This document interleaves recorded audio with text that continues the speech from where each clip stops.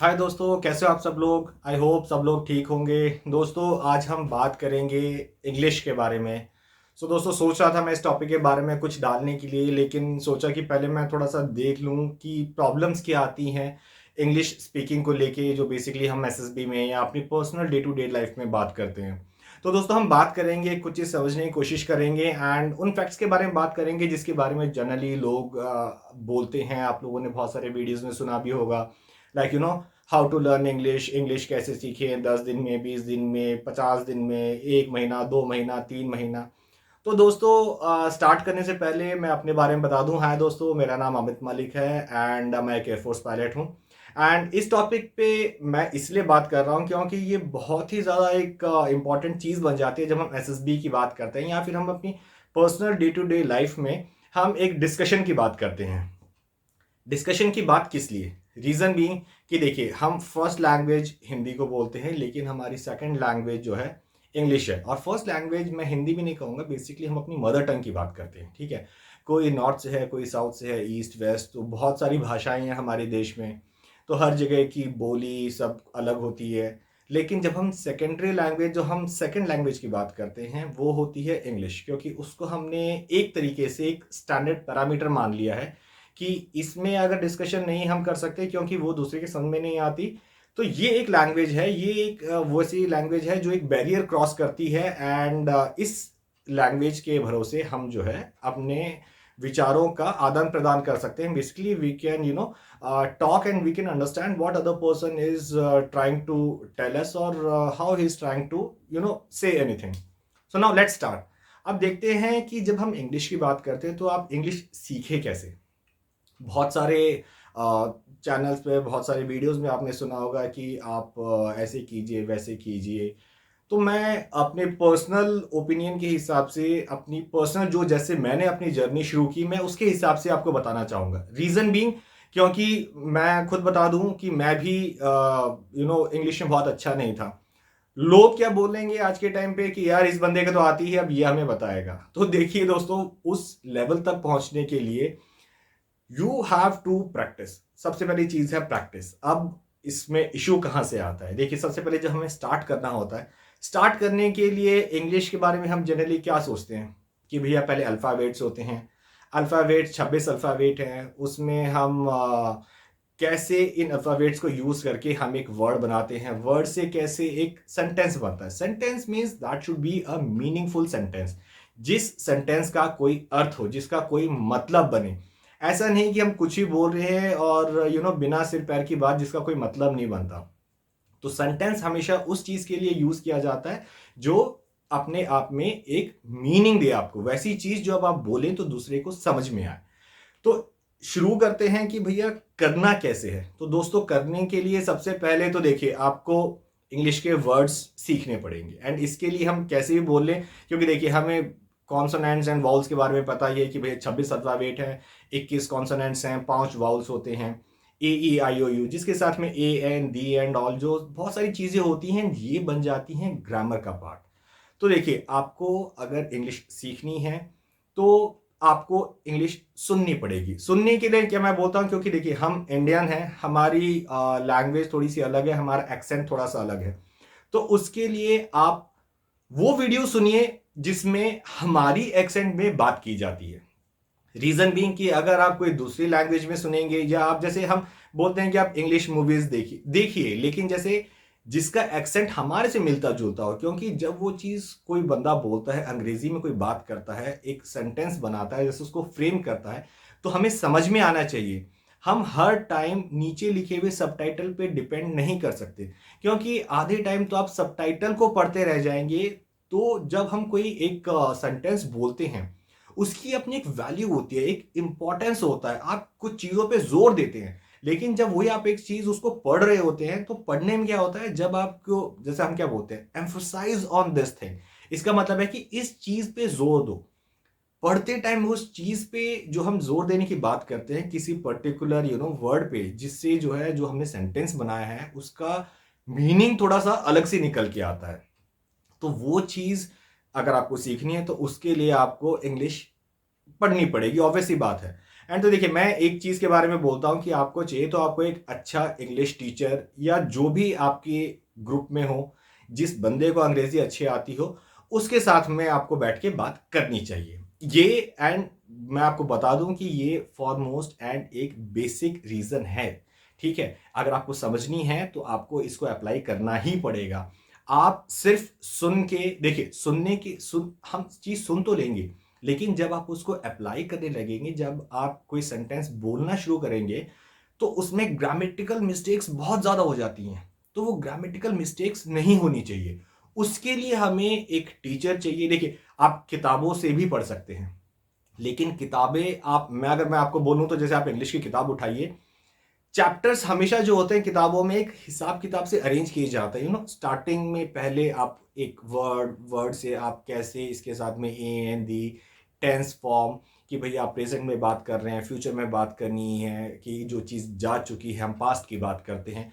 तो इसके हिसाब से आपको कहाँ पे कौन सी वर्ब यूज़ करनी है, कौन सा नाउन यूज़ करना है, तो वो चीज़ वहाँ पे आनी चाहिए। मैं आपको इंग्लिश की कोई ट्रेनिंग नहीं दे रहा हूँ एंड मैं कोई इंग्लिश का टीचर भी नहीं हूँ, लेकिन एक टाइम सीखने के बाद में आप बहुत अच्छे से ये चीज़ कर सकते हैं, क्योंकि हमें इसकी रिक्वायरमेंट क्या होती है, क्योंकि देखिए हम जब भी बात करते हैं तो English becomes kind of our primary language. जब भी हम मैं एज अ पायलट बात करूं, तो बहुत जगह से लोग आते हैं, फौज में बहुत जगह के लोग होते हैं, तो जब हम एक बात करते हैं किसी भी उसमें, तो इंग्लिश को हम प्रेफरेंस देते हैं। एक कॉमन सी चीज़ क्या होती है कि अगर कोई भी बंदे एक जगह के हों, नॉर्थ इंडिया, साउथ इंडिया, आप कहीं केरला के हो गए, आप तमिलनाडु के हो गए, आप महाराष्ट्र के हो गए, तो हर कोई अपनी लैंग्वेज में बात करना पसंद करता है। लेकिन वो चीज़ तभी तक पॉसिबल है जबकि वो दो बंदे एक जगह से बिलोंग करते हो। लेकिन जब आप उस किसी तीसरे बंदे से आप इंटरेक्ट करते हैं जो किसी दूसरी जगह से है, लेकिन उसकी लैंग्वेज डिफरेंट है, और वो अपनी नॉर्मल उसकी हिंदी इतनी अच्छी नहीं है कि वो जो बोलना चाहता है आप उस चीज़ को बहुत अच्छे से समझ सकें, तो दोस्तों हम इंग्लिश को प्रेफरेंस देते हैं। अब रीज़न बीइंग यही है कि उस बंदे को हमारी हो सकता है लैंग्वेज ढंग से समझ में ना आए, हमें उसकी लैंग्वेज समझ में ना आए, तो इंटरेक्ट करने के लिए, आपस में एक दूसरे को समझने के लिए हमें एक मीडियम चाहिए। वो मीडियम बन जाती है इंग्लिश लैंग्वेज। अब जब हम किसी को कुछ समझाना चाह रहे हैं तो वो चीज़ समझ में आनी चाहिए। अब इस टाइम में सेंटेंसेस जो हम फॉर्म करते हैं उसमें टेंसेस का इतना यूज़ हम बात क्यों करते हैं, क्योंकि देखिए वो चीज़ जा चुकी है, होने वाली है या हो रही है। इसके लिए हमें इस चीज़ की ज़रूरत पड़ती है कि भैया जब हम टेंसेस डालते हैं इन सेंटेंसेस में, तब पता चलता है कि वो किस टाइम के बारे में बात कर रहा है, वो चीज़ जा चुकी है या हो रही है या होने वाली है। इसलिए इसका इतना इंपॉर्टेंस आ जाता है। आप जैसे मैं तो बोलूंगा कि आपको स्टार्ट करना है तो बच्चों की स्टोरी बुक पढ़ना स्टार्ट कीजिए। अकबर बिरबल की कहानियां और इस टाइप की, सिंड्रेला एंड ऑल। तो स्टार्टिंग आप इतने छोटे लेवल से कीजिए, आपको ना पढ़ने में भी मजा आएगा। जहां पे आपको समझ में नहीं आता आप उस वर्ड्स को अंडरलाइन कीजिए एंड उसका मीनिंग देखिए। फिर साथ में आप सेंटेंस मेकिंग देखिए कि सेंटेंस बना कैसे है। जब हम कोई चीज बोलना चाहते हैं, हम कोई चीज बताना चाहते हैं, तो उसको समझ में आना चाहिए कि इसका मतलब कैसे बना, हमने इसको इस हिसाब किताब से एक सेंटेंस को क्यों बनाया है। अब आपके पास में बहुत सारी ऐप्स भी हैं। आपके आज के टाइम में अगर आप स्मार्टफोन को यूज़ करते हैं तो आप गूगल प्ले स्टोर पे चले जाइए, बहुत सारी ऐप्स मिल जाएंगी आपको, इंग्लिश कैसे सीखें। लेकिन मेरा पर्सनल ओपिनियन क्या है कि देखिए, आपको अपने ग्रुप में एक बंदा वो चाहिए जिसको इंग्लिश थोड़ी अच्छे से आती हो। उस बंदे को पता हो, जो आपको एक नॉर्मल लैंग्वेज में, अगर मैं समझाने की बात करूं तो जो आपसे ये आपको ये समझा सके कि आप टेंस कैसे यूज कर रहे हैं, किस फॉर्म में यूज कर रहे हैं, प्रेजेंट पास्ट फ्यूचर की जो हम बात करते हैं उसमें। सो दैट जब आप कोई चीज बोल रहे हैं तो हमें उसका मतलब अच्छे से समझ में आए, हम क्लियर हों अपने दिमाग में कि उस बंदे ने क्या बोला है। फिर आप स्टोरीज बुक मैंने आपको बता दिया, वो पढ़िए। मैं कहता हूं कि इंडियन ऑथर्स जैसे हो गए या इंडियन डिबेट्स हो गए जो आप नॉर्मल सुनते हैं, या फिर मेडिटेशन वाली कुछ बातें होती हैं जिसमें बहुत ही धीरे लैंग्वेज में इंग्लिश में कोई चीज़ बताई जाती है, आधा एक घंटा सिर्फ बैठ के सुनिए, चीज़ों को दिमाग में जाने दीजिए, उसको एसेस करिए।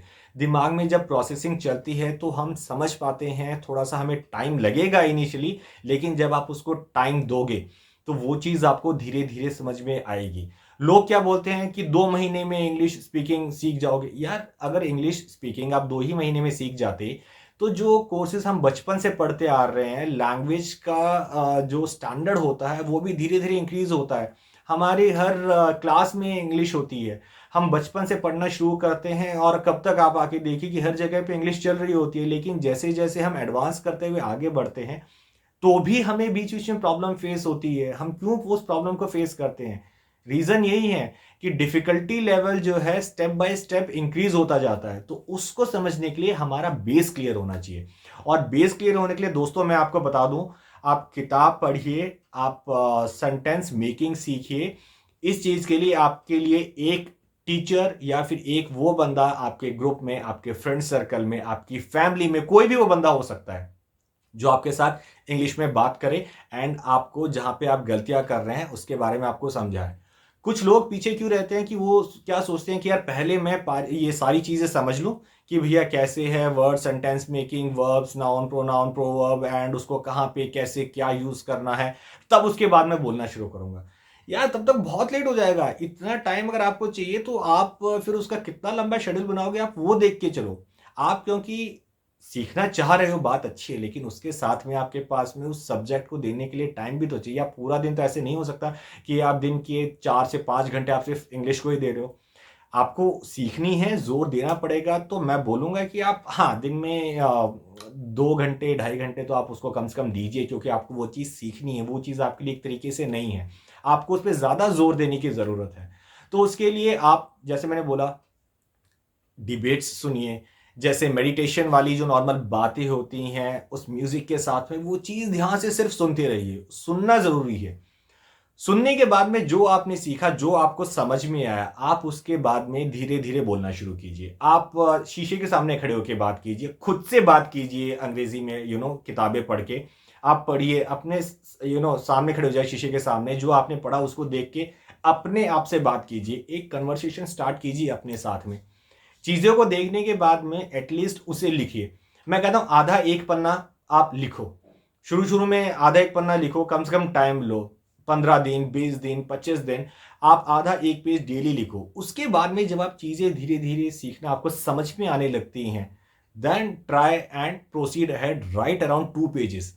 जब आप धीरे धीरे इस चीज को थोड़ा सा आगे बढ़ाएंगे तो आपको समझ में आएगा कि धीरे धीरे मेरी स्पीड भी इंक्रीज होगी। जो मैं सेंटेंस बना रहा हूँ, क्योंकि हम प्राइमरी लैंग्वेज की बात करते हैं, तो सबसे पहले हम सेंटेंसेस को दिमाग में हिंदी में बनाते हैं, उसके बाद में हम उसे इंग्लिश में कन्वर्ट करने की कोशिश करते हैं। और वो कन्वर्सेशन जो होता है वो टाइम लेता है और कई बार बहुत ज़्यादा अच्छा नहीं लगता है। तो उसके लिए जब हम इंग्लिश को एज ए नॉर्मल लैंग्वेज, हम हिंदी की तरह उसे समझ के अगर हम बात करने की कोशिश करेंगे तो वो चीज़ें आपके दिमाग में नेचुरली आने लगेंगी। लेकिन मेरा पर्सनल ओपिनियन है, लोग बोलते हैं कि आप सिर्फ किताब पढ़ के सीख जाओगे। आप हो सकता है आप सीख जाएंगे, और हो नहीं सकता आप सीख जाएंगे, लेकिन उसके लिए टाइम रिक्वायरमेंट जो होगा वो काफ़ी ज़्यादा होगा। और सेम जगह पे अगर आप एक टीचर के साथ में बात कर रहे हैं या उस बंदे के साथ में बात कर रहे हैं जिसको अंग्रेजी आती हो, तो एक तो रेडी रहिए कि अगर मैं गलती करूं तो दूसरा बंदा मुझे बताए भी उस चीज के बारे में। और क्या होता है कि ना हम डरने लगते हैं। हम क्या सोचते हैं, यार फिर से मैं गलत बोलूंगा और फिर वो मुझे सुधारेगा, और हम यहीं पे मात खा जाते हैं। क्योंकि पहले ही हमारी सोच में आ जाता है कि यार मैं गलती करूंगा बंदा मुझे सुधारेगा। लेकिन हम ये नहीं सोचते कि यार हम अपने सीखने के लिए ही तो वो चीज़ बोल रहे हैं। जब तक वो बंदा पॉइंट आउट नहीं करेगा, हमें बताएगा नहीं, हम कैसे उस चीज़ पे इंप्रूव कर पाएंगे। तो उस चीज़ को अगर हमें इंप्रूव करना है तो दोस्तों हमें रेडी रहना पड़ेगा। हमें अपने आप को मेंटली प्रिपेयर करना पड़ेगा कि नहीं यार मैं ये गलती करूंगा तो जैसे भी होगा वो बंदा मुझे बता देगा। And you should be thankful, you should be happy कि वो बंदा आपको बता रहा है। इससे आप पर्सनली ही ग्रो करेंगे, दूसरे बंदे को कोई ज़्यादा बेनिफिट नहीं होगा। अगर जैसे मैं बात करूं, मेरे साथ में भी जैसे 3-4 बच्चे आते हैं जो मेरे से बात करते हैं, बोलते हैं कि सर आप हेल्प कीजिए। तो मैंने उन्हें ये चीज़ बहुत ही क्लियरली बोली कि यार देखो, सबसे पहले अपने दिमाग से ये झिझक निकाल देना कि मैं तुम्हें बार बार करेक्ट कर रहा हूं। अगर तुम कोई चीज़ गलत बोल रहे हो, मैं तुम्हें करेक्ट कर रहा हूं तो सिर्फ तुम्हारे बेनिफिट के लिए। इसको ये सोच के मत चलना है कि यार कोई मेरा मजाक उड़ा रहा है। क्योंकि सबसे पहली चीज़ क्या हो जाती है, कुछ टाइम के बाद हमें क्या लगने लगता है कि ना, एक तो हम सबसे पहले होप लूज कर देते हैं। अरे यार फिर से मेरे से ऐसा हो गया, यार मैं कब सीख पाऊंगा, मेरे से अभी नहीं हुआ। बहुत ही जल्दी होती है लोगों को सीखने की। यार चीज टाइम लगता है, चीज को समझने में थोड़ा सा टाइम लेती हैं चीजें होने के लिए। लेकिन हमारी जनरली वो क्या होती है ना कि बस आए और मैं सीख गया। यार इतना ईज़ी नहीं होता है। Things do take time. हर चीज़ को टाइम लगता है सीखने के लिए। हो सकता है किसी को थोड़ा कम लगता हो, किसी को थोड़ा ज़्यादा लगता हो, लेकिन जिस हिसाब-किताब से थोड़ा टाइम अगर ज़्यादा हम कम की बात करते हैं, तो वो टाइम लगेगा ही लगेगा। उसके लिए अपने आप को मेंटली प्रिपेयर कीजिए और अपने दिमाग में रखिए कि यार मैं गलती करूँगा और मुझे सीखना है। दूसरा बंदा आपको बता रहा है, आप वो चीज़ सीखिए। आप सुनिए, कन्वर्सेशन सुनिए, आप म्यूज़िक होता है आप वो सुनिए, और मैं कहूँगा स्टार्टिंग के लिए तो आप ना बच्चों की किताबों से, स्टोरी बुक से पढ़ना शुरू कीजिए। आप कुछ नॉवेल्स वगैरह होती हैं, हम वो पढ़ना शुरू कर देते हैं। कुछ नॉवेल्स में अंग्रेज़ी जो है बहुत ही हाई-फ़ाई होती है, तो आप उसको पढ़ोगे ना पहले ही डिमोरलाइज़ हो जाओगे कि यार क्या लिखा क्या है इस बंदे ने, कुछ समझ में तो आए। और डिमोरलाइज़ छोड़ दो, उसके पहले आपको खुद समझ में आना चाहिए, क्योंकि अगर मैं कई बार खुद पढ़ता हूँ तो मुझे लगता है अरे यार लिखा क्या है उसने? क्योंकि चीज़ें इतनी हेवी हो जाती हैं ऑल ऑफ अ सडन कि हमारी खुद की ग्रास्पिंग जो होती है ना वो मतलब उसको उतनी जल्दी नहीं ले पाती, तो हमें टाइम लग जाता है। तो ऐसी चीज़ ना स्टार्ट करके मैं उस बेसिक्स से स्टार्ट करूँ कि जिसके लिए मेरे को एक सेंटेंस मेकिंग जो हो जाए वो समझ में आ जाए, मेरे को वर्ड्स का यूज़ समझ में आए। तो उसके लिए मुझे वर्ड्स पढ़ने पड़ेंगे, मेरे को वर्ड्स का मतलब समझना पड़ेगा। ये दिमाग में रखना पड़ेगा कि उस वर्ड्स को मैं कहाँ पे यूज़ करूँ। देखिए कुछ वर्ड्स जो होते हैं एक जैसे होते हैं, लेकिन हम उसको हर जगह पे मतलब अगर एक 2-3 चीज़ हैं, तो हम उसको हर टाइम पे यूज़ नहीं कर सकते। तो हमें दिमाग में ये भी रखना पड़ेगा कि नहीं इसका मतलब ये है, लेकिन मेरे को इसको यहाँ नहीं यूज़ करना है, इस वर्ड्स को मैं यहाँ यूज़ कर सकता हूँ। तो उन वर्ड्स को जैसे आप यूज़ करेंगे वो आपके ऊपर में होगा, लेकिन यही समझने वाली बात होती है कि उसको मेरे को कहाँ पे और कैसे यूज़ करना है। ठीक है? फिर आप ऐप्स की बात करते हैं। ऐप्स अच्छे हैं, मैंने पर्सनली कोई ऐप नहीं करके देखा है, तो मैं आपको नहीं बोलूँगा कि यार ये ऐप खराब है और ये ऐप अच्छा है। जहाँ से भी आपको लगता है कि आपको इस चीज़ में समझ में ज़्यादा अच्छे से आ रहा है, ये ज़्यादा कंफर्टेबल है, तो प्लीज़ उसको यूज़ कीजिए, वहाँ से समझने की कोशिश कीजिए। और लास्ट थिंग कि भैया बोलिए, गलतियाँ कीजिए, वेट मत कीजिए कि जब मैं सारी चीज़ सीख जाऊँगा, सब कुछ हो जाएगा, मेरे को ये ए टू ज़ेड आ जाएगा, सेंटेंस मेकिंग, तब मैं बोलना शुरू करूँगी। नहीं, तब आप सोचेंगे तब मैं शुरू करूँगा, आप बहुत लेट हो चुके होंगे, तो प्लीज़ डोंट डू दैट। बोलना स्टार्ट कीजिए, गलतियाँ कीजिए और दिमाग में रखिए कि मैं गलतियाँ करूँगा, तो कोई मेरे को सुधारेगा तो वो मेरे खुद के बेनिफिट के लिए है, किसी और के बेनिफिट के लिए नहीं है।